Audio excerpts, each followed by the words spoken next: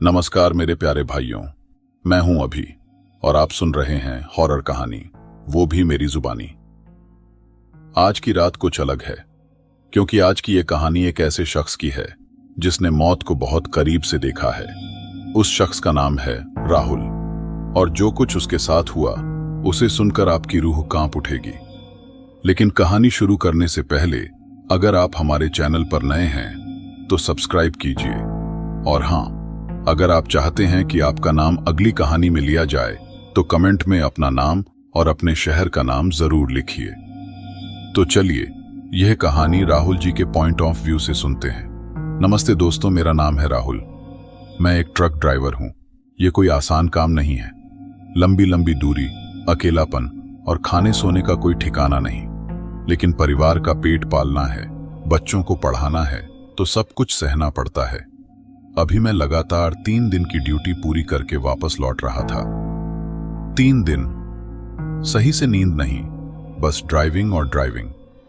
आंखें जल रही थीं, शरीर टूट रहा था, लेकिन दिल में एक ही ख्वाहिश थी, घर पहुंचना, अपनी पत्नी राधा की मुस्कुराहट देखना और अपने दोनों बच्चों राजू और पिंकी को गले लगाना। बस एक बार घर पहुंच जाऊं, फिर 2 दिन के लिए बिस्तर पर पड़ा रहूंगा। यही सोचते हुए मैंने अपना पुराना ट्रक अपने घर के बाहर बगीचे में लगाया। घर का गेट दिख रहा था, अंदर बत्ती जल रही थी। मेरा दिल खुशी से धड़क रहा था। बस कुछ ही कदम की दूरी थी मेरे आराम और मेरे परिवार से। तभी मेरा फोन बज उठा। मैंने नंबर देखा और मेरा दिल एक बार फिर डूब सा गया। कॉल थी मेरे सेठ जी की, सेठ आशीष जी। उनकी आवाज में हमेशा की तरह एक अजीब सी सख्ती थी। राहुल, कहां हो तुम? उन्होंने सीधा सवाल किया। मैंने थकी हुई आवाज में कहा, सेठ जी, अभी अभी 3 दिन का ट्रिप खत्म किया है, घर पहुंचा हूं, बहुत थक गया हूं सेठ जी। लेकिन सेठ जी की आवाज में कोई नरमी नहीं आई। उन्होंने कहा, सुनो राहुल, एक काम और रह गया है, तुम्हें ही जाना पड़ेगा। सेठ जी, मैं सच में, मैंने हाथ जोड़ते हुए कहा, भले ही वो मुझे देख नहीं रहे थे। उन्होंने मेरी बात काटते हुए कहा, तुम ही जाओगे राहुल, तुम्हारे जैसा भरोसेमंद ड्राइवर मेरे पास कोई नहीं है, कोई भरोसेमंद दिमाग नहीं है। सुनो, इस काम के लिए मैं तुम्हें अलग से 10,000 रुपए और दूंगा, लेकिन तुम्हें ही जाना पड़ेगा। 10,000 रुपए। यह नाम सुनते ही मेरे मन में एक लालच पैदा हो गया। राजू के नए स्कूल की फीस थी, पिंकी को नई साइकिल चाहिए थी। 10,000 रुपए कोई कम राशि नहीं थी। मेरी थकान और मेरी इच्छा दोनों एक दूसरे से लड़ रहे थे। ठीक है सेठ जी, मैंने हार मान ली। चलिए, कर देता हूं, लेकिन जल्दी बताइए कहां जाना है? सेठ जी बोले, एक बात और है राहुल, वहां जाने का एक शॉर्टकट है, उसी रास्ते से जाना। हाईवे पर एक एक्सीडेंट हो गया है, बहुत भीड़ है, तुम्हें देर हो जाएगी। यह सुनकर मेरी रूह कांप उठी। सेठ जी, वो शॉर्टकट, क्या उसी के बारे में बात कर रहे हैं जो बीहड़ जंगल और पुराने कब्रिस्तान के बीच से होकर जाता है? लोग कहते हैं कि वहां कुछ अजीब होता है, भूत प्रेत या डाकू। सेठ जी हंसे। अरे, ये सब अंधविश्वास की बातें हैं राहुल, तुम पढ़े लिखे हो, डरने वाली क्या बात है? बस जाओ, सामान डिलीवर करो और पैसे लेकर आओ, जल्दी करो। इससे पहले कि मैं कुछ और कहता, उन्होंने कॉल काट दी। मैं अपने घर के गेट की तरफ देखता रह गया। अंदर की लाइट अब भी जल रही थी।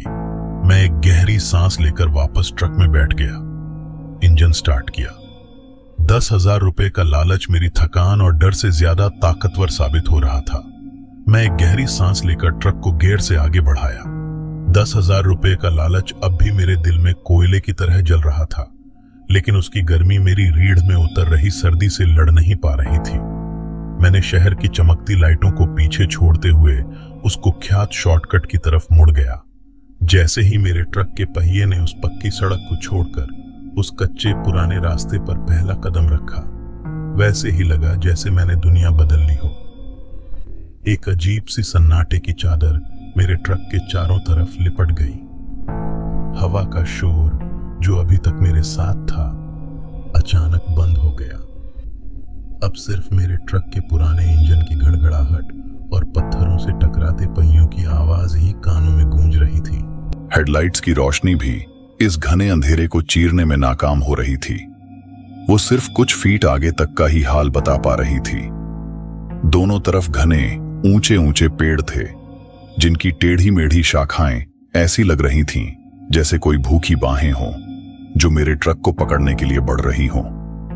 हवा के झोंके से कभी कभी पत्ते हिलते तो लगता कोई छिपा हुआ जानवर उनमें छिपकर चल रहा हो। मैंने रेडियो चलाने की कोशिश की, लेकिन वहां सिर्फ एक तेज कर्कश आवाज आ रही थी, जैसे कोई लगातार फुसफुसा रहा हो। मैंने डर के मारे उसे तुरंत बंद कर दिया। बस यह सब थकान है राहुल, मैंने खुद से कहा। तेरे दिमाग ने सेठ जी की बात सुनकर और लोगों की कहानियां याद करके यह सब बना लिया है। कोई भूत वूत नहीं होता।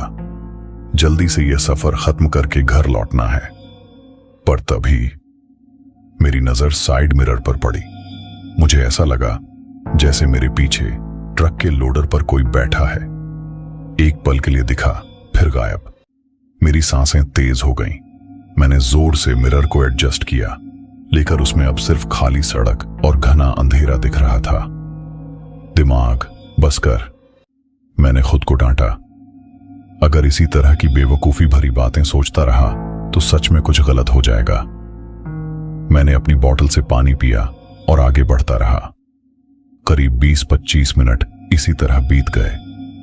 सड़क और भी खराब होती जा रही थी और मेरी नींद मुझ पर इस कदर हावी हो रही थी कि कई बार मेरी पलकें बंद होने लगती। मैं खुद को चुटकी काटकर जगाता रहा। तभी अचानक मेरी हेडलाइट्स की रोशनी में एक आकृति दिखाई दी। मेरा दिल एकदम से धड़कना बंद कर दिया, फिर जोर से धड़कने लगा। वह एक इंसान था, एक बूढ़ा आदमी। वह सड़क के किनारे किनारे लड़खड़ाते हुए चल रहा था, जैसे उसके पैरों में जान न बची हो। उसके कपड़े फटे हुए और कीचड़ से सने हुए थे। मेरे मन में पहला ख्याल यही आया कि उसे छोड़कर आगे बढ़ जाऊं। यहां रुकना सही नहीं है। लेकिन फिर वह एक इंसान था। अगर वह सच में मुसीबत में है, अगर उसे मदद की जरूरत है। इंसानियत ने जोर मारा। मैंने एक गहरी सांस ली और ट्रक को रोक दिया। खिड़की नीचे करके मैंने बाहर झांका। हवा और भी ठंडी हो गई थी। चाचा, मैंने आवाज लगाई, आप इतनी रात में इस सुनसान रास्ते पर अकेले क्या कर रहे हैं? यहां तो आसपास कोई गांव या घर भी नजर नहीं आ रहा। बूढ़े ने धीरे धीरे अपना सिर घुमाया। उसकी आंखें, भगवान, उसकी आंखें मैं कभी नहीं भूल पाऊंगा। वो अंदर तक ढंसी हुई थी, जैसे एक गहरे कुएं का अंधेरा समा गया हो उनमें। उसके चेहरे पर झुर्रियों के अलावा कुछ नहीं था, पर एक अजीब सी मुरझाई हुई छाया थी, जैसे वो बहुत पहले मर चुका हो। उसने अपने पतले कांपते होंठ खोले और फुसफुसाती हुई टूटी हुई आवाज में कहा, बेटा, यहां से निकल जाओ। जितनी जल्दी हो सके वापस चले जाओ। उसकी आवाज सुनकर मेरे शरीर में सिहरन दौड़ गई। क्यों चाचा, क्या हुआ? क्या आप ठीक हैं? कहां जाना है आपको? मैं छोड़ दूं? उसने मेरी बात अनसुनी कर दी। उसने अपनी एक कांपती हुई हड्डी सी उंगली उठाई और सड़क के आगे के अंधेरे की तरफ इशारा किया। उसकी आवाज में एक डरावनी गंभीरता थी। ये रास्ता अपना कर्ज वसूलता है। जो भी इस रास्ते से गुजरता है, ये रास्ता उससे उसका कर्ज वसूल करता है। मेरे मुंह से बिना सोचे शब्द निकल गए। कर्ज? क्या कर्ज चाचा? मैंने तो किसी का कुछ नहीं लिया। मैं तो बस एक मजबूर ड्राइवर हूं जो अपने परिवार के लिए कमा रहा है। मेरा किसी से कोई कर्जा नहीं है। लेकिन बूढ़े ने मेरी तरफ देखा और उसकी आंखों में एक ऐसी दया थी जो मुझे और भी ज्यादा डरा रही थी। वह बोला, हर किसी का कोई ना कोई कर्ज होता है बेटा। कोई पैसे का, कोई इंसानियत का, तो कोई एक जान का। ये रास्ता उसे देख लेता है, उसे महसूस कर लेता है। अब तू यहां आ गया है तो तुझे भी चुकाना पड़ेगा। यह कहकर वह बूढ़ा मुड़ा और बिना एक शब्द कहे सड़क के किनारे के घने अंधेरे में चला गया। वह इतनी तेजी से गायब हुआ जैसे वह कभी था ही नहीं। जैसे अंधेरा उसे निगल गया हो। मैं वहीं बैठा रह गया, स्टीयरिंग व्हील को इतनी जोर से पकड़े हुए कि मेरे हाथों के नाखून सफेद पड़ गए। मेरा दिमाग उसकी बातों का मतलब समझने की कोशिश कर रहा था। जान का कर्ज, क्या वह उस रात की बात जानता है? वह रात जिसे मैं हमेशा से भुलाने की कोशिश करता रहा। नहीं, यह संभव नहीं है। यह सिर्फ एक डरावना सपना है। मैंने खुद को समझाया। थकान के मारे मैं सब कुछ कर रहा हूं। मैंने ट्रक को गियर दिया और तेजी से आगे बढ़ा। अब मैं बस इस रास्ते से बाहर निकलना चाहता था। 10,000 रुपए अब मेरे लिए मिट्टी के मोल हो चुके थे। मैंने गैस पेडल जोर से दबा दिया। ट्रक के पुराने इंजन ने कराहते हुए स्पीड पकड़ी, लेकिन रास्ता अब और भी टेढ़ा मेढ़ा और खतरनाक होता जा रहा था। एक तरफ नीचे गहरी खाई थी और दूसरी तरफ पहाड़ की दीवार। मेरी हेडलाइट्स की रोशनी में अचानक एक बड़ा सा पत्थर दिखाई दिया, जो लगभग रास्ते के बीचों बीच गिरा हुआ था। मैंने जोर से ब्रेक मारे। ट्रक स्किड होता हुआ मुश्किल से उस पत्थर से कुछ इंच की दूरी पर रुका। मेरा दिल मुंह में आ गया। मैं हाँफ रहा था। यह सब क्या हो रहा था? क्या यह सच में एक इत्तेफाक था या फिर कुछ और? क्या रास्ता सच में मुझे रोकने की कोशिश कर रहा था? मैंने ट्रक से उतरकर उस पत्थर को हटाने का फैसला किया। बाहर निकलते ही एक ठंडी हवा का झोंका मेरे शरीर से टकराया और मुझे लगा जैसे कोई मेरे पीछे खड़ा है। मैंने तेजी से पलटकर देखा। वहां कोई नहीं था, सिर्फ मेरी ट्रक की बेकार लाइट्स और घना बोझिल अंधेरा। जल्दी जल्दी डरते हुए मैंने उस भारी पत्थर को धकेलकर रास्ते के किनारे किया और वापस ट्रक में कूद गया। मैंने दरवाजा बंद किया और ताला लगा लिया, जैसे कोई मुझे बाहर से पकड़ने आ रहा हो। मैंने फिर से ट्रक चलाई और आगे बढ़ा। अब मैं पूरी तरह से सतर्क हो चुका था। मेरी आंखें सड़क और आसपास के अंधेरे को बारी बारी से देख रही थीं। हर एक पल, हर एक आवाज मुझे चौंका रही थी। और फिर थोड़ी दूर आगे जाकर मैंने देखा, सड़क के किनारे एक पेड़ के नीचे एक औरत खड़ी थी। उसने एक सफेद साड़ी पहन रखी थी जो हवा में लहरा रही थी। लेकिन हैरानी की बात यह थी कि आज हवा नाम की कोई चीज थी ही नहीं। सब कुछ स्थिर था। फिर भी उसकी साड़ी लहरा क्यों रही थी? मेरी गाड़ी धीमी हो गई। मेरी सांसें रुक सी गईं। यह औरत यहां इस वक्त क्या कर रही थी? मेरी ट्रक अब बिल्कुल रेंगने की रफ्तार से चल रही थी। मेरी पूरी बॉडी स्टीयरिंग व्हील से चिपकी हुई थी और मेरी नजरें उस औरत पर गड़ी हुई थीं जो पेड़ के नीचे खड़ी थी। उसकी सफेद साड़ी बिना हवा के लहरा रही थी, जैसे उसके अपने ही शरीर से कोई ठंडी लहर निकल रही हो। वह मेरी तरफ पीठ किए हुए थी। उसके लंबे काले बाल उसकी पीठ पर बिखरे हुए थे। मेरा दिमाग एक ही बात दोहरा रहा था, आगे मत जाओ, यहां से मुड़ जाओ। लेकिन मेरे पास कोई चारा नहीं था।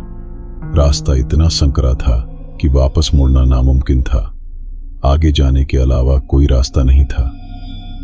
यह कोई औरत नहीं है राहुल, मैंने खुद से फुसफुसाते हुए कहा। यह तेरी थकान है। तू सोया नहीं है, इसलिए तुझे वहम हो रहा है। बस आंखें मूंद कर आगे बढ़ जा। पर जैसे ही मेरी ट्रक उसके पास से गुजरी, कुछ ऐसा हुआ कि मेरा खून जम सा गया। वह औरत अचानक मुड़ी। उसका चेहरा, भगवान, उसका चेहरा मैं कैसे बयान करूं? वह सामान्य नहीं था।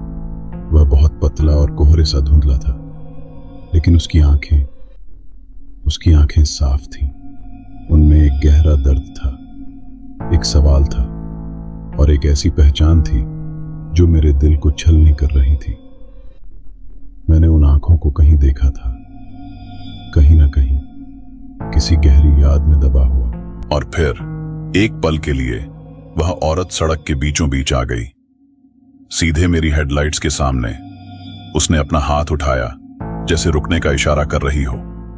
मैंने जोर से ब्रेक मारे। ट्रक का इंजन एक भयानक आवाज करके रुक गया। ओए, पागल हो गई हो क्या? मैं बेतहाशा चिल्लाया। मेरा डर गुस्से में बदल रहा था। लेकिन अगले ही पल वह गायब हो गई, जैसे वहां कभी कोई था ही नहीं। सड़क खाली थी। सन्नाटा और भी गहरा हो गया था। मैं हाँफ रहा था। पसीने की बूंदें मेरे माथे से टपक रही थीं। नहीं, नहीं, यह सच नहीं हो सकता। मैंने खुद को थपथपाया। मैं सो रहा हूं। यह एक बुरा सपना है। जल्दी उठो राहुल। पर मैं जाग रहा था। यह कोई सपना नहीं था, यह सच था। बूढ़े आदमी की चेतावनी सच थी। यह रास्ता अपना कर्ज वसूलता है। मैंने जोर से इंजन स्टार्ट करने की कोशिश की। इंजन का रहा, लेकिन स्टार्ट नहीं हुआ। 1, 2, 3 बार, कुछ नहीं हुआ। बैटरी डेड लग रही थी। पर ऐसा कैसे हो सकता है? अभी तो सब कुछ ठीक था। नहीं, ऐसा मत होने दो। मैंने स्टीयरिंग व्हील पर जोर से मुक्का मारा। मैं फंस चुका था इस डरावनी अंधेरी जगह में, अकेला। तभी एक आवाज आई। पहले तो बहुत हल्की थी, जैसे कोई दूर से रो रहा हो। फिर धीरे धीरे वह आवाज तेज होती गई। यह रोने की आवाज नहीं थी, यह गाने की आवाज थी। एक पुराना लोकगीत जो इस इलाके में काफी मशहूर था। वही गीत जो मैंने उस रात सुना था ISI हाईवे पर। मेरा दिल एकदम से बर्फ की तरह ठंडा हो गया। नहीं, यह संभव नहीं है। गाना और तेज होने लगा, जैसे कोई मेरे ट्रक के ठीक बाहर खड़ा गा रहा हो। वह आवाज एकदम युवा थी, एक लड़की की आवाज। मैंने अपने कानों को ढंक लिया। बस हो गया, बंद करो इसे, मैं चीखा। लेकिन आवाज बंद नहीं हुई, बल्कि वह मेरे दिमाग के अंदर आने लगी, जैसे कोई मेरे सिर के भीतर गा रहा हो। वह गीत, वह लड़की, उस रात, वह उसकी फेवरेट सॉन्ग थी। उसने ट्रक में बैठते ही रेडियो पर वही गाना लगाया था। वह गा रही थी। ओरे, मनवा तो बेकरार हो गया। यह सब याद आते ही मेरे सिर में एक तेज दर्द उठा, जैसे कोई लोहे की छड़ से वार कर रहा हो। मैं दर्द से कराह उठा। मैंने आंखें बंद कर लीं और फिर जैसे एक फिल्म चलने लगी, वह सब कुछ मेरी आंखों के सामने तैर गया। फ्लैशबैक शुरू 1 साल पहले, ISI हाईवे, रात का वक्त। मैं बहुत थका हुआ था, जल्दी में था। सड़क किनारे एक युवा लड़की हाथ उठा रही थी। उसने एक साधारण सी सलवार सूट पहना हुआ था, पीठ पर एक छोटा सा बैग। मैंने रुक गया। भैया, क्या आप शहर जा रहे हैं? मैं बस मिस हो गई हूं, उसने डरती हुई आवाज में कहा। मैंने उसे अंदर आने का इशारा किया। हाँ, चढ़ जाओ। वह अंदर आई और उसने रेडियो ऑन किया। वही गाना बज रहा था। अरे, ये तो मेरा फेवरेट सॉन्ग है। वह खुश हो गई और गाने के साथ गुनगुनाने लगी। रास्ते में हमारी बातचीत हुई। उसने कहा कि वह अपनी बीमार मां से मिलने जा रही है। उसने अपना पर्स निकाला, जिसमें कुछ नोट और उसकी मां की एक तस्वीर थी। मैंने देखा, उस पर्स में काफी पैसे थे। मेरे दिमाग में एक बुरा ख्याल आया। 10,000 रुपए का लालच, जो आज भी मेरे साथ था, उसी दिन पैदा हुआ था। मैंने एक सुनसान जगह पर ट्रक रोक दिया। क्या हुआ भैया? उसने पूछा। उसकी आवाज में डर लौट आया था। सारे पैसे निकालो, मैंने गुर्राते हुए कहा। उसके चेहरे पर भय की लकीरें उभर आईं। नहीं, प्लीज, ये पैसे मेरी मां की दवाई के लिए हैं। प्लीज मुझे जाने दो। हमारी खींचतान हुई। एक झटके में वह पर्स छीनकर ट्रक से कूद गई। मैं गुस्से में उसके पीछे भागा। उसने पैसे वापस दे दिए, लेकिन वह चीखने लगी। मैं तुम्हारी ट्रक की नंबर प्लेट याद कर चुकी हूं, मैं पुलिस को बताऊंगी। डर और गुस्से में आकर मैंने उसे जोर से धक्का दे दिया। वह संतुलन खोकर सड़क पर गिर गई और ठीक उसी वक्त पीछे से एक तेज रफ्तार ट्रक आ रहा था। मैंने मुड़कर नहीं देखा। मैं वहां से भाग गया। मैंने खुद से कहा कि यह एक एक्सीडेंट था। मैंने उस रात को दबा दिया, मार दिया, अपनी यादों के सबसे अंधेरे कोने में फेंक दिया। फ्लैशबैक खत्म आंखें खोलते ही मैं जोर जोर से चीखने लगा। आंसू मेरे गालों पर बह रहे थे। माफ करना, माफ कर दो। मैंने ऐसा नहीं करना चाहता था। मैं हवा से बातें कर रहा था, लेकिन जवाब में वही आवाज फिर से आई, अब और ज्यादा तेज और ज्यादा डरावनी। तुमने ऐसा क्यों किया? यह आवाज अब बाहर से नहीं, बल्कि मेरे दिमाग के अंदर से आ रही थी। यह उस लड़की की आवाज थी। मुझसे गलती हो गई, मैं डर गया था। मैं रोते हुए बोला, तुमने मेरी जान ले ली। मेरी मां अब अकेली है। तुमने सिर्फ पैसे का ही नहीं, एक जिंदगी का कर्ज लिया है, और आज यह रास्ता उसकी वसूली करेगा। इतना कहते ही ट्रक का इंजन अचानक से स्टार्ट हो गया और हेडलाइट्स अपने आप जल उठी। लेकिन अब उनकी रोशनी सफेद नहीं, बल्कि एक डरावनी लाल रंग की थी, जैसे खून का रंग। सामने सड़क पर वह औरत फिर से खड़ी थी, लेकिन अब वह धुंधली नहीं थी, वह एकदम साफ और स्पष्ट थी।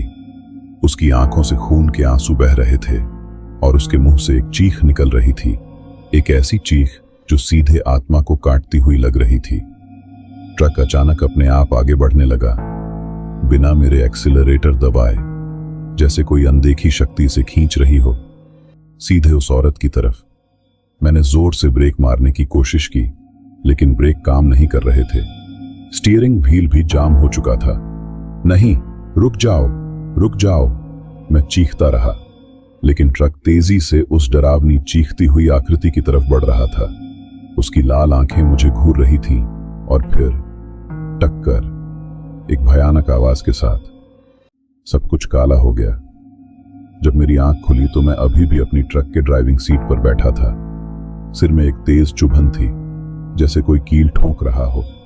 मैंने तेजी से अपने शरीर को टटोला। कोई चोट नहीं थी, कोई खून नहीं था। फिर वह टक्कर, क्या वह भी एक वहम था? मैंने बाहर देखा। ट्रक अभी भी उसी अंधेरी सुनसान सड़क पर खड़ी थी। हेडलाइट्स की रोशनी फिर से सामान्य सफेद हो चुकी थी। इंजन चालू था, एक स्थिर गड़गड़ाहट के साथ। सब कुछ ऐसा लग रहा था जैसे कुछ हुआ ही नहीं। तो ये सब सच में मेरे दिमाग का खेल था। मैंने राहत की सांस लेते हुए कहा, थकान, ग्लानि, इसने मुझे हरा दिया। मैंने गैस पेडल दबाया। ट्रक आगे बढ़ी। मैंने ठान लिया था कि अब मैं इस रास्ते से बाहर निकलकर ही दम लूंगा।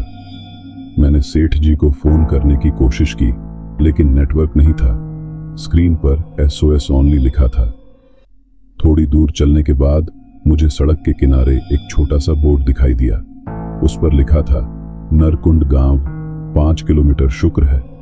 मैंने फुसफुसाया, कोई गांव है, वहां रुककर कुछ पता करूंगा। लेकिन जैसे जैसे मैं आगे बढ़ा, एक अजीब सा एहसास होने लगा।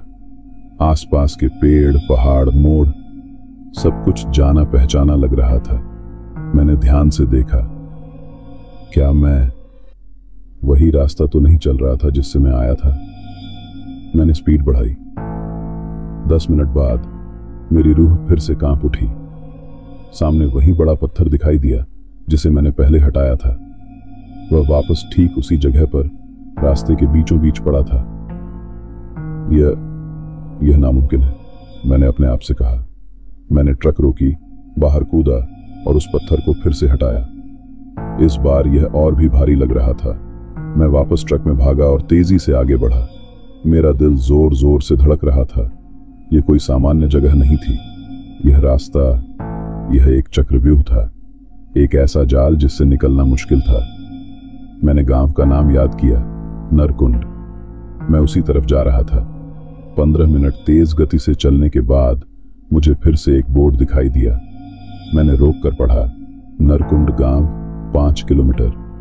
मैं जोर से चिल्लाया, नहीं, ये क्या मजाक है? ये वही बोर्ड था, ठीक वही। मैं एक ही जगह चक्कर काट रहा था। मैंने ट्रक से उतरकर बोर्ड को हिलाया जैसे वह कोई भ्रम हो, लेकिन वह असली था, ठोस लकड़ी का बना हुआ। तभी दूर से वही गाना फिर से सुनाई दिया, ओरे मनवा तो बेकरार हो गया। मैंने अपने कान बंद कर लिए। बस बंद करो, मैंने माफी मांग ली। गाना बंद नहीं हुआ, बल्कि इस बार वह और नजदीक से आ रहा था। मैंने ट्रक में वापस कूदने का फैसला किया, लेकिन तभी मेरी नजर साइड मिरर पर पड़ी। उसमें ट्रक के लोडिंग वाले हिस्से में कोई बैठा था। वह लड़की, सफेद साड़ी पहने हुए। वह मुस्कुरा रही थी और उसके हाथ में वही पर्स था जिसे मैं छीनना चाहता था। मैंने तेजी से सिर घुमाकर पीछे देखा। लोडिंग वाला हिस्सा खाली था, लेकिन जब मैंने वापस मिरर में देखा तो वह वहीं थी। उसने अपना हाथ उठाया और धीरे धीरे हिलाया। डर के मारे मेरी चीख निकल गई। मैंने बिना सोचे समझे गैस पेडल जमीन में घोंप दिया। ट्रक एक जंगली जानवर की तरह आगे छलांग लगाई। मैं पीछे मिरर में देखता रहा। वह अब भी वहीं बैठी थी, मुस्कुराते हुए। तू क्या चाहती है? मैं चीखता रहा। तूने मेरा पीछा क्यों कर रही है? मिरर में उसने जवाब दिया। उसकी आवाज सीधे मेरे दिमाग में आ रही थी, मिरर के जरिए। मैं कुछ नहीं चाहती राहुल, मैं तो बस तेरे साथ हूं, जैसे तू मेरे साथ था उस रात। तूने जो कर्ज लिया है उसे चुकाना होगा, और यह रास्ता यह तब तक नहीं छोड़ेगा जब तक तू चुका नहीं देता। कैसे चुकाऊं? मैं क्या करूं? मैं रोते हुए बोला। सच बोल, किससे? यहां कोई है ही नहीं।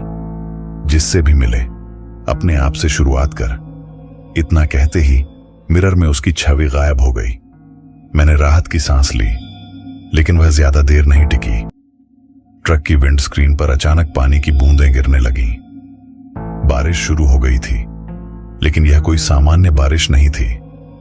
विंडस्क्रीन पर बहते पानी का रंग गहरा लाल था, जैसे खून बरस रहा हो। नहीं, यह सब बंद करो। मैंने विंडस्क्रीन वाइपर चालू किए। वाइपर चलने लगे, लेकिन उन्होंने उस लाल तरल को और फैला दिया, पूरी विंडस्क्रीन को लाल लाल कर दिया। अब मुझे सड़क दिखाई नहीं दे रही थी। मैंने जोर से ब्रेक मारे। ट्रक रुक गई। मैं हाँफ रहा था। मेरी आंखों के सामने अब भी लाल रंग था। मैंने दरवाजा खोला और बाहर उल्टी कर दी। जमीन पर गिरने वाला पानी भी लाल था। थोड़ी देर बाद बारिश रुक गई। विंडस्क्रीन का लाल रंग गायब हो गया, जैसे कभी था ही नहीं। मैं बाहर देखा। मैं एक चौराहे पर खड़ा था। एक रास्ता आगे जा रहा था, दूसरा बाएं और तीसरा दाएं। तीनों रास्ते एक जैसे ही दिख रहे थे, अंधेरे और रहस्यमय। मैं समझ नहीं पा रहा था कि कौन सा रास्ता सही है। तभी बाएं वाले रास्ते से एक आवाज आई, एक मासूम सी आवाज, एक बच्चे के रोने की। मदद करो, कोई है? मुझे यहां से निकालो। मेरा दिल भर आया। शायद कोई और फंसा हुआ है। शायद मैं उसकी मदद कर सकता हूं। मैंने ट्रक को बाएं मोड़ दिया। ये रास्ता और भी संकरा और उबड़ खाबड़ था। कुछ ही दूर जाने के बाद रोने की आवाज और जोरदार हो गई। मैंने हेडलाइट्स की रोशनी में देखा। सड़क के किनारे एक छोटा सा बच्चा खड़ा था, रो रहा था। उसकी पीठ मेरी तरफ थी। मैंने ट्रक रोकी। मेरा दिमाग चिल्ला रहा था कि यह एक जाल है, लेकिन मेरा दिल। मैंने सोचा, अगर यह सच है, अगर यह कोई जिंदा बच्चा है। मैं धीरे धीरे उतरा। बेटा, क्या हुआ? बच्चे ने रोना बंद कर दिया। उसने धीरे धीरे सिर घुमाया, लेकिन उसके सिर के पीछे कोई चेहरा नहीं था। सिर्फ चिकनी, बिना आंख नाक मुंह वाली त्वचा थी। वह बोला। उसकी आवाज अब गहरी और भयानक हो चुकी थी। तू हर बार एक ही चीज पर क्यों फंसता है राहुल? मैं पीछे हटता हुआ ट्रक की तरफ भागा। वह बच्चा अपनी जगह पर खड़ा रहा और एक डरावनी ठठाकर हंसी हंसने लगा। वह हंसी हवा में गूंजती रही जब तक मैं वहां से भाग नहीं गया। मैं वापस उसी चौराहे पर आ गया। मैं हार चुका था। मेरा दिमाग थक चुका था। मेरी आत्मा कांप रही थी। मैं स्टीयरिंग व्हील पर सिर रखकर रोने लगा। बस हो गया। मैं हार मानता हूं। मैंने किया है। मैंने एक लड़की को मारा है। मैं एक हत्यारा हूं। माफ करना, प्लीज मुझे माफ कर दो। मुझे यहां से बाहर निकालो। मेरे आसपास की हवा में एक अजीब सी कंपन हुई। सन्नाटा और गहरा हो गया। ऐसा लगा जैसे इस रास्ते ने मेरी बात सुन ली हो। तभी दाएं वाले रास्ते से एक हल्की सी रोशनी दिखाई दी। कोई दिया जल रहा था और उसके साथ एक और आवाज आई। यह आवाज बूढ़े और कमजोर थी। एक औरत की आवाज। बेटा, अगर तू सच्चा है तो इस रास्ते पर चल। शायद तेरी मुक्ति का रास्ता यही है। क्या यह एक नई चाल थी या फिर सच में कोई रास्ता? वह बूढ़ी औरत की आवाज, उसमें एक अजीब सी शांति थी। वह डरावनी नहीं लग रही थी, बल्कि थकी हुई और दुखी लग रही थी, जैसे सदियों से इंतजार कर रही हो। मेरी हालत ऐसी थी कि कोई भी उम्मीद की किरण, चाहे वह कितनी भी धुंधली क्यों ना हो, मेरे लिए पूरे सूरज से बढ़कर थी। मैंने ट्रक को दाएं मोड़ दिया, उस रोशनी की तरफ जो दूर एक झोपड़ी की खिड़की से आ रही थी। यह रास्ता दूसरे रास्तों से अलग था। यहां पेड़ों की शाखाएं इतनी घनी नहीं थीं, जैसे अंधेरा थोड़ा कम था। हवा में अब वह बोझिलपन नहीं था। फिर भी मेरा दिल जोर जोर से धड़क रहा था। क्या यह सच में मुक्ति का रास्ता था, या फिर इस भयानक खेल का एक नया लेवल? कुछ ही मिनटों में मैं एक छोटी सी झोपड़ी के सामने पहुंच गया। वह झोपड़ी पुरानी और टूटी फूटी थी, लेकिन उसकी खिड़की से एक दिया जल रहा था, जिसकी लौ स्थिर और नारंगी थी। उसके सामने एक बेंच पर एक बूढ़ी औरत बैठी थी। वह चरखा काट रही थी और उसकी आंखें बंद थीं। मैंने ट्रक रोकी और हिचकिचाते हुए बाहर निकला। माई, मैंने आवाज लगाई। उसने धीरे धीरे अपनी आंखें खोलीं। उसके चेहरे पर झुर्रियों का जाल था, लेकिन उनमें एक गहरी शांति और दर्द छुपा हुआ था। उसने मेरी तरफ देखा और एक अजीब सी पहचान की चमक उसकी आंखों में कौंध गई। आजा बेटा, उसने अपनी कांपती आवाज में कहा।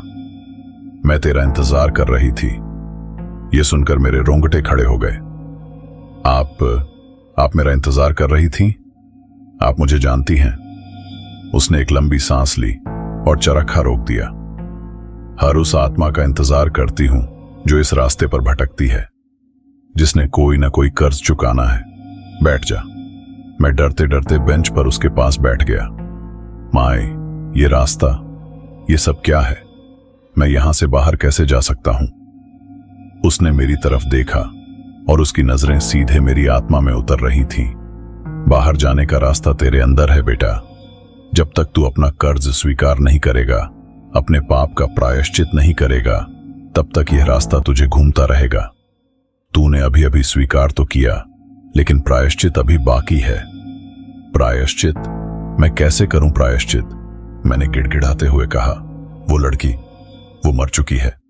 हां, बूढ़ी औरत की आंखों में आंसू आ गए। वो मर चुकी है, मेरी बेटी, मेरी गीता। यह सुनते ही मैं बेंच से उछलकर खड़ा हो गया।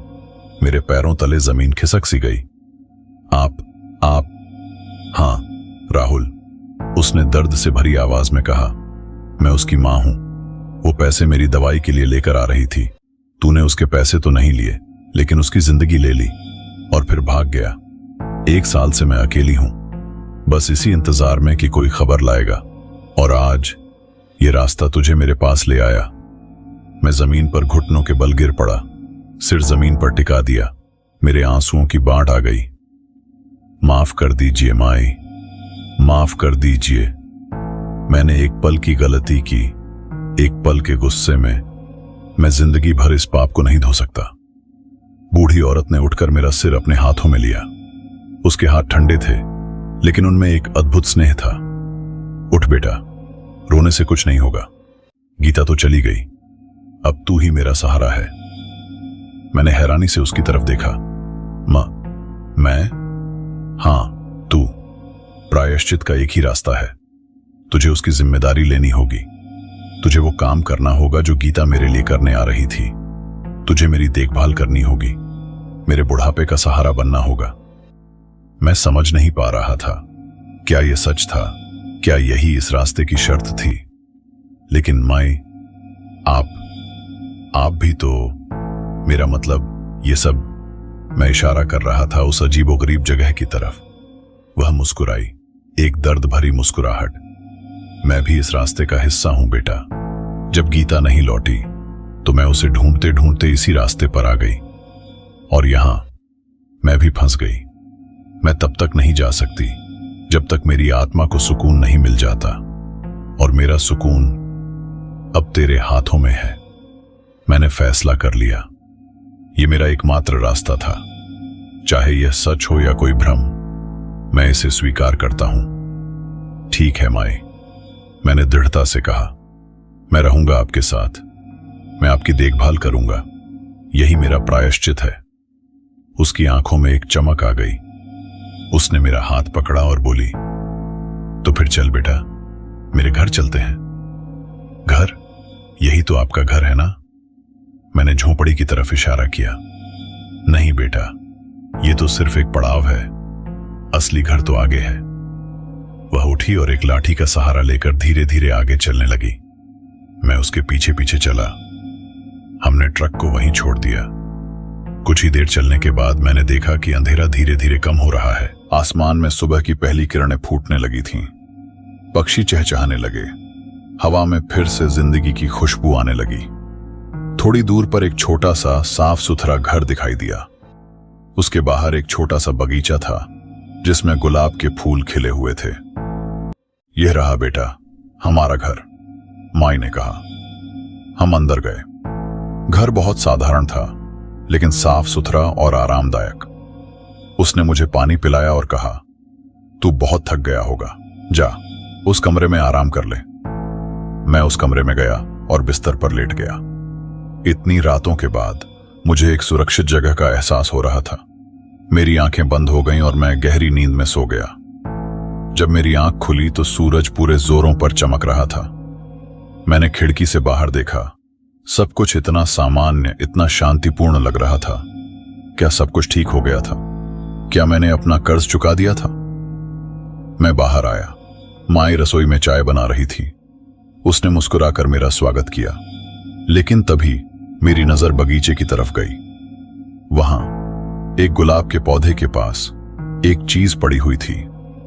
वह एक पुराना फटा हुआ पर्स था, वही पर्स जो गीता के पास था, और उस पर्स के ऊपर एक सफेद साड़ी का टुकड़ा रखा हुआ था। मेरा दिल एक बार फिर धड़कना बंद कर दिया। क्या यह सब अभी खत्म नहीं हुआ था?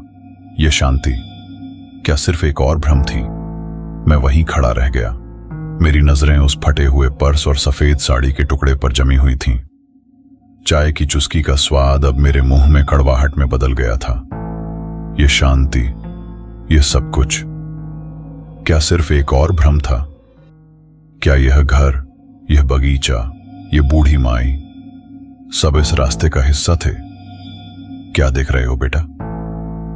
माई की आवाज ने मेरा ध्यान तोड़ा। वह दरवाजे पर खड़ी थी। उसके हाथ में 2 प्याली चाय थी। मैंने उंगली उठाकर बगीचे की तरफ इशारा किया। मेरी आवाज लड़खड़ा रही थी। वो देखिए। माई ने बगीचे की तरफ देखा। उसके चेहरे पर कोई हैरानी नहीं थी, बल्कि एक गहरा दुख था। अरे वो पुरानी चीजें, उसने कहा, गीता की यादें। मैं उन्हें फेंक नहीं पाती। लेकिन वो पर्स, मैं बोल नहीं पा रहा था। वो तो उस रात मेरे साथ था। मैंने उसे छीन लिया था। माई ने आह भरते हुए एक प्याली चाय मेरी तरफ बढ़ाई। बैठ जा बेटा, सच्चाई का सिर्फ एक ही हिस्सा तुझे पता है। आज वक्त आ गया है कि तू पूरी सच्चाई जान ले। मैं कांपते हुए बेंच पर बैठ गया। माई मेरे सामने बैठ गई और बोली, उस रात का सच कुछ और है राहुल। तूने गीता को धक्का नहीं दिया था। यह सुनकर मैं ऐसा चौंका जैसे मुझे बिजली का झटका लगा हो। कब? क्या? पर मुझे याद है, मैंने उसे धक्का दिया। वह गिर गई। नहीं बेटा, माई ने दृढ़ता से कहा, तूने धक्का नहीं दिया। तूने और भी बुरा किया था। तू भाग गया। उसने मेरे भ्रम को तोड़ते हुए कहानी शुरू की। उस रात जब तूने उससे पैसे छीनने की कोशिश की, वह डर गई और ट्रक से कूद गई। वह सड़क पर गिरी, जरूर, लेकिन वह बेहोश हुई थी, मरी नहीं थी। उसके सिर में चोट आई थी। अगर तू उस वक्त रुक जाता, उसे हॉस्पिटल ले जाता, तो वह बच सकती थी। लेकिन तू डर गया। तूने सोचा कि वह मर गई है और तू वहां से भाग गया। तूने उसे अंधेरी सुनसान सड़क पर बेहोश और लहूलुहान छोड़ दिया। रात भर ठंड और खून की कमी से उसकी मौत हो गई। तूने उसे मारा नहीं राहुल, तूने उसे मरने के लिए छोड़ दिया। मैं सुनता रह गया।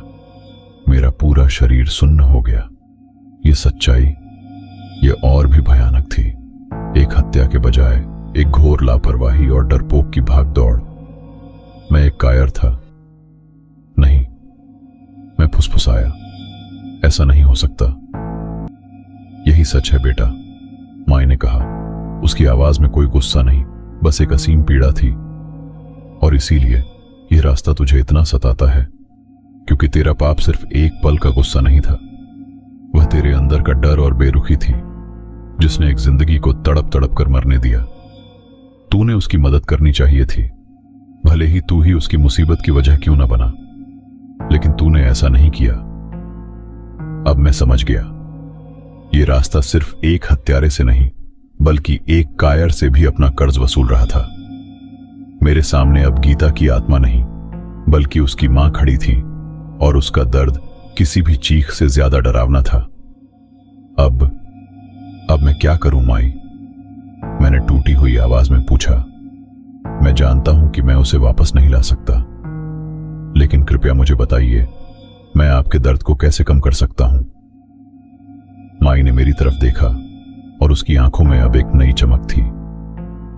तूने एक कदम तो उठा लिया है बेटा, तूने सच स्वीकार कर लिया है। अब दूसरा कदम उठा। जा और दुनिया को बता दे कि तूने क्या किया। पुलिस के पास? मैंने डरते हुए कहा। हां, पुलिस के पास। उसने कहा, सच्चाई को स्वीकार कर, अपनी सजा भुगत। यही तेरा असली प्रायश्चित है। यही इस रास्ते से बाहर निकलने का एकमात्र रास्ता है। मैं जानता था कि वह सही कह रही है। यही एकमात्र रास्ता था। मैंने हां में सिर हिलाया। ठीक है माई, मैं जाऊंगा, मैं सब कुछ कबूल करूंगा। उसने मुस्कुराते हुए कहा, तो फिर जल्दी कर, दिन निकल रहा है। मैं उठा और घर से बाहर निकला। सूरज अब ऊंचा हो चुका था। मैंने उसी रास्ते से वापस जाने का फैसला किया जिससे आया था, अपनी ट्रक की तरफ। मेरे कदम भारी थे लेकिन दिल हल्का था। मैंने एक फैसला ले लिया था, लेकिन जैसे ही मैंने उस झोपड़ी को पीछे छोड़ा, माहौल फिर से बदलने लगा। हवा ठंडी हो गई, आसमान पर बादल छा गए, पेड़ों की शाखाएं फिर से डरावनी लगने लगीं। रास्ता वही था, लेकिन अब उसमें एक नई खतरनाक ऊर्जा भर चुकी थी। लगता था जैसे यह रास्ता मेरे फैसले से खुश नहीं था। यह चाहता था कि मैं यहीं इसी अंधेरे में फंसा रहूं, अपने पाप के साथ। बाहर जाकर सच बोलना शायद इस रास्ते के नियमों के खिलाफ था। अचानक एक तेज हवा का झोंका आया और सड़क के बीचों बीच वह लड़की गीता फिर से प्रकट हो गई। लेकिन इस बार वह धुंधली नहीं थी, वह एकदम स्पष्ट थी। उसके कपड़े खून से सने हुए थे और उसकी आंखों में एक गहरा गुस्सा था। तू जा कहां रहा है? उसकी आवाज हवा में गूंजी। तूने सोचा कि इतना आसान है, सिर्फ कबूल करके तू छूट जाएगा? नहीं राहुल, तुझे यहां रहना होगा। तुझे हमेशा के लिए इस रास्ते का हिस्सा बनना होगा, जैसे मैं बन गई हूं। मैं डर के मारे पीछे हट गया। गीता, माफ करना, मैं जा रहा हूं तेरे लिए इंसाफ लेने। मुझे इंसाफ नहीं चाहिए, वह चीखी। मुझे तेरा साथ चाहिए। तूने मुझे अकेले मरने दिया, अब तू भी अकेलेपन का स्वाद चख। वह तेजी से मेरी तरफ बढ़ी। उसके हाथ की उंगलियां नुकीली और लंबी हो गईं, जैसे चाकू। मैंने पीछे मुड़कर भागने की कोशिश की, लेकिन मेरे पैर जमीन में सटके हुए थे, जैसे कोई सीमेंट में जम गए हों। मुझे जाने दो गीता, मैंने गलती की। मैं मानता हूं, मुझे सुधरने का मौका दो। बहुत देर हो चुकी है, वह गुर्राई। तभी एक दूसरी आवाज आई, शांत लेकिन दृढ़। रुक जा बेटी। हम दोनों ने मुड़कर देखा। बूढ़ी माई वहां खड़ी थी। उसके हाथ में वह दिया था जो उसकी झोंपड़ी में जल रहा था। मां, ये तुम? गीता की आवाज में हैरानी थी। तुम यहां क्यों हो? यह हमारा मौका है, इसे यहां फंसा लेते हैं। नहीं बेटी, माई ने कहा, बदला लेने से तुझे सुकून नहीं मिलेगा, सिर्फ और पीड़ा मिलेगी। इसने गलती की, हां, लेकिन अब यह सुधरना चाहता है। इसे जाने दो, इसे अपनी सजा भुगतने दो। इसी में हमारी शांति है। गीता की आकृति हिंसक रूप से कांपने लगी। पर मां, मैं अकेली हूं, मैं डरती हूं। मैं तेरे साथ हूं बेटी, माई ने कहा, हमेशा रहूंगी। लेकिन इस तरह नहीं, इस तरह नहीं।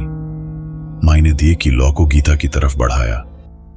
एक कोमल सुनहरी रोशनी ने गीता को घेर लिया। उसके चेहरे का गुस्सा धीरे धीरे शांत होने लगा। उसकी आंखों का लालपन गायब हो गया। वह फिर से वही मासूम लड़की दिखने लगी जिसे मैंने उस रात ट्रक में बैठाया था। उसने मेरी तरफ देखा और इस बार उसकी नजरों में सिर्फ एक उदासी थी। फिर वह धीरे धीरे हवा में घुलती चली गई, उस सुनहरी रोशनी के साथ। माई ने मेरी तरफ मुड़कर देखा। उसका चेहरा अब बहुत थका हुआ लग रहा था। जा राहुल, अब जा, रास्ता खुल गया है। याद रखना तूने क्या वादा किया है। मैंने उसे एक आखिरी नजर देखा और फिर तेजी से अपनी ट्रक की तरफ भागा। इस बार रास्ता बदल गया था। मैं सीधा शहर की तरफ जा रहा था। कुछ ही देर में मैंने शहर की पहली बस्ती देखी। मैंने सीधा पुलिस स्टेशन का रुख किया, लेकिन जैसे ही मैं पुलिस स्टेशन के गेट के सामने पहुंचा, मेरा फोन बज उठा। यह सेठ जी का नंबर था। मैंने कॉल रिसीव की। राहुल, आखिर कॉल हो ही गई। कहां हो तुम? सामान डिलीवर किया? मुझे तुम्हारी चिंता सता रही थी। मैंने गहरी सांस ली। मेरी असली परीक्षा अब शुरू हो रही थी। सेठ जी की आवाज फोन में गूंज रही थी, लेकिन मेरे कानों में अब वह आवाज एक सामान्य इंसान की तरह नहीं, बल्कि मेरी पुरानी जिंदगी की एक गूंज की तरह लग रही थी। वह जिंदगी जो लालच, डर और झूठ पर टिकी हुई थी। राहुल, सुन रहे हो ना? कहां हो तुम? सेठ जी ने फिर पूछा। मैंने एक गहरी, डरी हुई लेकिन दृढ़ सांस ली। मेरी नजर सामने पुलिस स्टेशन के बोर्ड पर टिकी हुई थी। सेठ जी, मेरी आवाज लड़खड़ा रही थी, लेकिन इरादे मजबूत थे। मैं पुलिस स्टेशन के बाहर खड़ा हूं। फोन के दूसरे छोर पर एक पल को सन्नाटा छा गया। फिर सेठ जी की आवाज आई, हैरान और चिढ़ी हुई। Police station? क्यों? क्या हुआ? क्या एक्सीडेंट हो गया? सामान ठीक है ना? सामान ठीक है सेठ जी, मैंने कहा, और कोई एक्सीडेंट नहीं हुआ। मैं 1 साल पुराने एक एक्सीडेंट का कन्फेशन देने जा रहा हूं। क्या पागल बातें कर रहे हो राहुल? सेठ जी चिल्लाए। सब ठीक है। 10,000 रुपये का लालच देखकर तुमने कोई हड़बड़ी में कोई गलत काम तो नहीं कर दिया? चुप रहो और सीधे गोदाम आ जाओ, बाकी मैं संभाल लूंगा। यह संभाल लूंगा शब्द सुनकर मुझे एक झटका लगा। शायद सेठ जी को पहले से कुछ पता था, या फिर वो बस अपने काम की रक्षा करना चाहते थे। लेकिन अब कोई फर्क नहीं पड़ता था। नहीं सेठ जी, मैंने दृढ़ता से कहा, यह लालच नहीं, इंसाफ का वक्त है। मुझे जाना होगा। राहुल, सोच लो, तुम्हारा करियर खत्म हो जाएगा, तुम्हारा परिवार। मैंने फोन काट दिया। उनकी बातें अब मेरे लिए मायने नहीं रखती थीं। एक परिवार तो मैंने पहले ही तबाह कर दिया था। अब वक्त था अपने परिवार को सच्चाई बताने और उसकी कीमत चुकाने का। मैंने ट्रक से उतरकर पुलिस स्टेशन के भारी भरकम दरवाजे की तरफ कदम बढ़ाया। हर कदम के साथ मेरे पैरों में जमा सीमेंट जैसे टूट रहा था। हर कदम के साथ मैं उस अंधेरे रास्ते और उसकी यादों से दूर हो रहा था। अंदर जाकर मैंने एक सब इंस्पेक्टर से कहा, साहब, मैं एक कन्फेशन देना चाहता हूं। उन्होंने मुझे ऊपर नीचे देखा। मेरे कपड़े मैले थे, आंखों के नीचे गहरे काले घेरे थे और चेहरा एकदम पीला पड़ा हुआ था। किस बात का कन्फेशन? उन्होंने पूछा। 1 साल पहले ISI हाईवे पर एक लड़की की मौत। उनकी आंखों में एक चमक आई। वह केस शायद अभी तक दर्ज था, बिना किसी सुराग के। उन्होंने मुझे एक कमरे में ले जाया और एक कॉफी देकर मेरा बयान लिखना शुरू किया। मैंने सब कुछ बता दिया, शुरुआत से अंत तक। पैसे के लालच से लेकर उसे ट्रक में बैठाने, झगड़े, उसके कूदने और फिर सबसे बड़ी गलती, उसे वहां छोड़कर भाग जाने तक। मैंने उस रास्ते, बूढ़े आदमी और गीता की आत्मा के बारे में कुछ नहीं बताया। वो सब सिर्फ मेरे और उस रास्ते के बीच का राज था। असली सच यही था जो मैं बता रहा था। मेरा बयान खत्म होते ही मुझे हिरासत में ले लिया गया। कोर्ट की कार्रवाई शुरू हुई। मेरे पास एक वकील था और मैंने हर सवाल का सच्चा जवाब दिया। मेरे अपराध की गंभीरता को देखते हुए मुझे 5 साल की जेल की सजा सुनाई गई। सजा सुनते वक्त अदालत में मेरी पत्नी राधा और मेरे बच्चे मौजूद थे। उनके चेहरे पर जो दर्द और निराशा थी, वह किसी भी भूत प्रेत से ज्यादा डरावनी थी। लेकिन उस दर्द के साथ साथ एक सवाल भी था, तुमने ऐसा क्यों किया? जेल की उस पहली रात मैं अपनी कोठरी में अकेला बैठा था। चारों तरफ सलाखें थीं, लेकिन आश्चर्य की बात यह थी कि इन सलाखों के पीछे मुझे उस अंधेरे रास्ते जैसा कोई डर महसूस नहीं हो रहा था। मेरा दिल हल्का था। मैंने आखिरकार अपनी जिम्मेदारी स्वीकार कर ली थी। कुछ महीने बीत गए। एक दिन जेल अधिकारी ने बुलाया कि कोई मिलने आया है। मिलने की जगह पर जाकर मैं हैरान रह गया। वहां बूढ़ी माई खड़ी थी। उसके हाथ में एक छोटा सा पार्सल था। माई, आप यहां कैसे? मैंने अविश्वास से पूछा। वह मुस्कुराई। तेरा पता लगाना मुश्किल नहीं था बेटा, अखबार में खबर छपी थी। मैं शर्म से सिर झुका लिया। मैंने आपको और गीता को बहुत दुख दिया है माई, लेकिन अब तू सही रास्ते पर है बेटा, उसने कहा। गलती हर कोई करता है, हिम्मत सिर्फ सच बोलने और उसकी सजा भुगतने में होती है। तूने वो हिम्मत दिखाई। उसने वो पार्सल मुझे दिया। उसमें कुछ मिठाई और नए कपड़े थे। ये ले, तेरी नई शुरुआत के लिए। मेरी आंखों में आंसू आ गए। माई, आप मुझे माफ कर दें। उसने अपना हाथ सलाखों के बीच से अंदर बढ़ाया और मेरा हाथ थाम लिया। हाँ बेटा, मैं तुझे माफ करती हूं, और मुझे यकीन है गीता की आत्मा भी अब शांत हो गई होगी, क्योंकि उसे इंसाफ मिल गया। उस दिन जेल की सलाखों के पीछे मुझे वह शांति मिली जो मैं 3 दिन की नींद और 10,000 रुपए के लालच में भी नहीं ढूंढ पाया था। आज जब मैं जेल से रिहा होने वाला हूं, मैं एक नए इंसान के रूप में बाहर निकलूंगा। मैंने अपनी सजा पूरी की है। मेरी पत्नी राधा ने अपने सारे दर्द के बावजूद मुझे एक मौका दिया है। मेरे बच्चे अब भी मुझसे डरते हैं, लेकिन अब वो डर धीरे धीरे प्यार में बदल रहा है। और माई, वह अब हमारे साथ रहती है। वह मेरी मां की तरह है। मैं और राधा मिलकर उसके बुढ़ापे की सेवा करते हैं। यही मेरा असली प्रायश्चित है। कभी कभी रात में जब बारिश होती है और हवा सनसनाती है, तो मुझे लगता है जैसे दूर कहीं कोई गा रहा है, ओरे मनवा तो बेकरार हो गया। लेकिन अब वह आवाज मुझे डराती नहीं। वह मुझे याद दिलाती है कि हर कर्ज चुकाना पड़ता है, और कभी कभी मुक्ति का रास्ता सलाखों के बीच से भी होकर गुजरता है। अगर आपको हमारी कहानी पसंद आई हो तो इसे लाइक, शेयर और चैनल को सब्सक्राइब करना मत भूलिए। आपका सपोर्ट हमारी नई कहानियों के लिए बहुत मायने रखता है।